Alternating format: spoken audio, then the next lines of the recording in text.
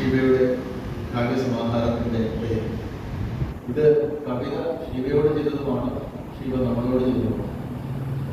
അങ്ങനെ ഒരു ഡയമെൻഷൻ ഈ പുസ്തകത്തിന്റെ ശീർഷകത്തിൽ തന്നെ ഉണ്ട് എന്ന് പറയാൻ സന്തോഷം.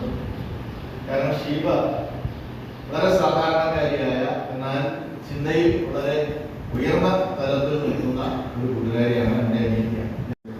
സച്ചിദാനന്ദനെ ഓർമ്മിപ്പിച്ചു തരുന്നു, ഏഴാശ്ശേരിയെ ഓർമ്മിപ്പിച്ചു തരുന്നു, വൈലോപ്പിള്ളിയെയും ഇടശ്ശേരിയെയും ചില ഘട്ടത്തിൽ കുമാരനാശാനെ പോലും നമുക്ക് ചില സൂചനകളായിട്ട് കാണിച്ചു തരുന്ന ചില അന്തർധാരകൾ ഈ കവിതകളിലൊക്കെ ഉറച്ചു നിൽക്കുന്നതായിട്ട് കാണാൻ കഴിയും.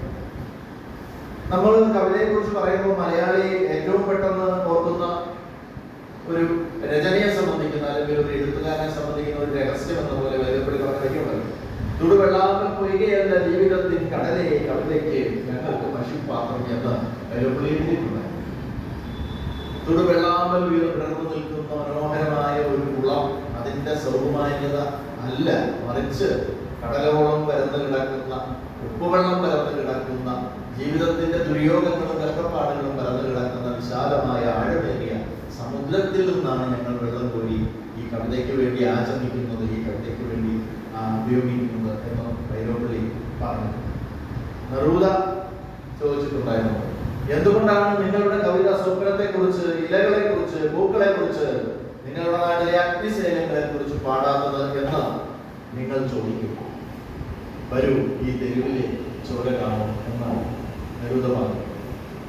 ഇങ്ങനെ ലോകമാസകലം ഒരു മനുഷ്യന്റെ ശബ്ദം അവനത് സംഗീതമായി തോന്നുന്ന ഒരു ചിന്തയുള്ള മനുഷ്യരുടെ വലിയ ഒരു കൂട്ടായ്മയുടെ ഭാഗമാണ് ഷീബ എന്നുള്ളതാണ് അതിനകത്ത് ഏറ്റവും സന്തോഷകരമായ ഒരു കാര്യം. ഒരുപക്ഷെ ഞാനൊക്കെ എഴുതി തുടങ്ങിയ കാലം മുതൽ ഇന്നും സൂക്ഷിക്കുന്ന കവിതയെ സംബന്ധിക്കുന്ന നിലപാടുകളോട് ചേർന്ന് പോകുന്ന ഒരാളാണ് ഷീബ എന്നുള്ളതാണ്.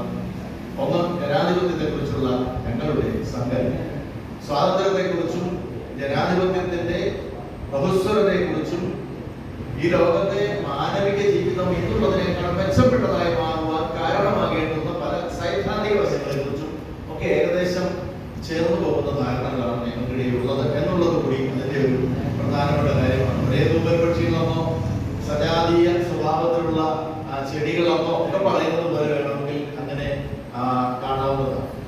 അങ്ങനെയുള്ള ഷീബയുടെ ആദ്യത്തെ കവിതാ സമ്മാനം. കാറ്റ് ഇലയെ തൊടുമ്പോലെ വാക്കുകൾ മൗനത്തെ തൊടുന്നു, ചിത്രപ്പണികളില്ലാത്ത ഒരു ജാലകം താനെ തുറക്കുന്നു, ചിറകുകളില്ലാത്ത ഒരു പക്ഷി ശൂന്യതയുടെ ചിതൽപ്പുറ്റ് ചെയ്യുന്നു, പെയ്തൊഴിയാത്തതെന്തോ കനം വെച്ച് പറന്നു കിടക്കുന്നു, വെയിൽ കാടുകൾ തേടുന്ന മുകിൽച്ചില്ലയല്ല, പകൽക്കിനാവിന്റെ ഗന്ധർവനുമല്ല, കളഞ്ഞുപോയ മഞ്ചാടിമണിയിൽ ഒളിപ്പിച്ചു വെച്ച സ്നേഹക്കുറുമ്പ്, വർണ്ണങ്ങളൊന്നുമില്ലാതെ വെളുത്ത ചുവരിൽ നിന്നെ വരയ്ക്കുമ്പോൾ ശീർഷകമില്ലാത്ത ചിത്രത്തിന് താഴെ എന്നിലെ നീ എന്ന് തുല്യം ചെയ്യുന്നു. ഇത് നമുക്ക് ഇഷ്ടപ്പെട്ട ഒരാളെ കുറിച്ച് അയാളുടെ ഒരു പടം വരയ്ക്കുമ്പോൾ തോന്നുന്നതായ വൈകാരിക പ്രപഞ്ചത്തെയാണ് ലളിതമായി തന്നെ അതൊരു കാറ്റിലെ തൊടുപോലെ വാക്കുകൾ മാനത്തെ തൊടുന്നു എന്ന് അസാധാരണമായ കൽപ്പനയാണ് ഉപയോഗിച്ചിരിക്കുന്നത്. അത്തരത്തിൽ ഒരുപാട് കവിതകളിൽ അതിന്റെ സുഖകരമായ വായന നമുക്ക് അനുഭവപ്പെടുന്നു. ഒച്ചയില്ലാതാകുമ്പോൾ പിറവി കൊള്ളാനാഞ്ഞ പുഞ്ചിരിപ്പൂവിനെ പിഴുതെറിഞ്ഞു കടന്നുപോയൊരു കാറ്റ് നഷ്ടങ്ങളുടെ കണക്കെടുപ്പ് ശാലയിലെ ഇടനാഴികളിൽ ചുള്ളമടിച്ച് രസിക്കും. നാളേക്ക് നേടുന്ന പ്രതീക്ഷകൾ ചേക്കേറാൻ ചെല്ലയില്ലാത്ത പക്ഷിയെ പോലെ സ്വയം അറിയാത്ത ഭ്രാന്തിന്റെ ലോകത്തെ ശാന്തിയുടെ താഴ്വരയിലേക്ക് പറക്കും. ഇങ്ങനെ അസുഖകരമായ ജീവിത സന്ദർഭങ്ങളെ, സ്വന്തം ഒച്ച നഷ്ടപ്പെട്ടു പോകുന്ന അവസ്ഥകളെയും അവതരിപ്പിക്കുമ്പോൾ ഈ ലാഘവത്തിൽ ഭാഷയിൽ സൂക്ഷിക്കാൻ ക്ഷമിക്ക് കഴിയുന്നത് പ്രധാനമായ ഒരു കാര്യമായിട്ട് എനിക്ക് തോന്നുന്നു.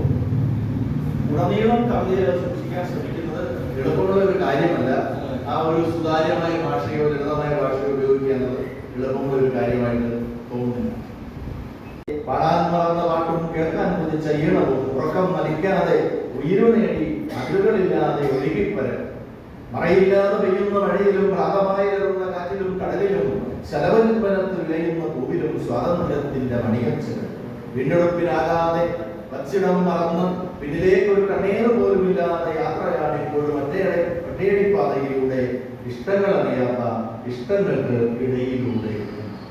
ഒരു പ്രത്യേകത ഷീബ ഈ വിഷയമൊക്കെ വേണമെങ്കിൽ യാത്ര എന്നുള്ള വിഷയം വെച്ചിട്ട് നീട്ടി ഒരു 56 വരിയൊക്കെ എഴുതാൻ ഏത് കവിക്ക് കഴിയും? സാമാന്യമായ താളവും ഭാഷയുള്ള ഒരാൾ നീട്ടി എഴുതാവുന്ന വിഷയമൊക്കെ. ഷീബ അതിനകത്ത് വളരെ മിതത്വം പാലിച്ചുകൊണ്ട് വളരെ കുറച്ച് സൂചകങ്ങൾ മാത്രം ഉപയോഗിച്ചുകൊണ്ട് കവിതയെ ഒരു ചെറിയ രൂപത്തിലേക്ക് ഒതുക്കി, ഇപ്പോൾ പറയത്തില്ലേ, ഒരു ചെപ്പിലേക്ക് ഒതുക്കി വെക്കുന്നത് പോലെയാണ് ചെയ്തിരിക്കുന്നത്. പണ്ടൊക്കെ അത്രമേൽ ഇഷ്ടമായി തോന്നി ഈ രാവിൻ തണുപ്പും നിശാപുഷ്പഗന്ധവും ഹിമഗണം ചൂടുന്ന മാന്തളച്ചന്ദ്രവും മിന്നാമിനുങ്ങും നിരാപ്പട്ടുചേലയും ഒത്തിരി മോഹങ്ങൾ കൂട്ടിവെച്ചു, അതിൽ നിറമുള്ള സ്വപ്നങ്ങളും അവച്ചു. അകലങ്ങളില്ലാതെ അതിരുകൾ കാണാതെ ഹൃദയങ്ങൾ തമ്മിലായി ചേർത്തു വച്ചു. കാലം പറന്നു പറന്നു പോകെ ഗഹനദീർഘമാം മൗനം ഉണർന്നു നിൽക്കെ കതിരിട്ടു നിൽക്കുന്ന ഓർമ്മകൾ മാത്രമാണ് എന്റെ കൂട്ടിനു ബാക്കിയായി. കൂട്ട് എന്ന കവിതയാണ്. കുറെ നിരാശാവതൊക്കെ ഇങ്ങനെ മനസ്സിൽ കിടപ്പുണ്ടല്ലോ. അതൊക്കെ ഇങ്ങനെ ചില കവിതയുടെ പുറത്തേക്ക് വരുന്നുണ്ട്.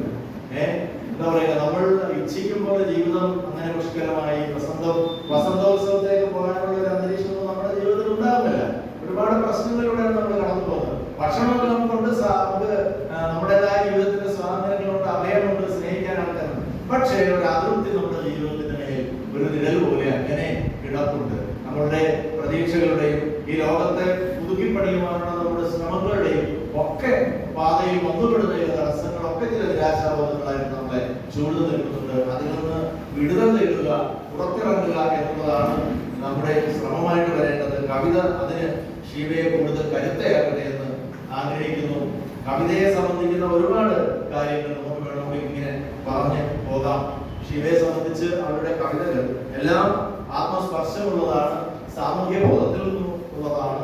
ആ അർത്ഥത്തില് ഒരു മികച്ച കവി നമ്മുടെ ഇടയിൽ നിന്ന്, നമ്മുടെ ദേശത്ത് നിന്ന് ഉദിച്ചുയരുന്നതിന്റെ ആദ്യത്തെ കിരണങ്ങളാണ് നമ്മൾ ഈ പുസ്തകത്തിലൂടെ കാണുന്നത്.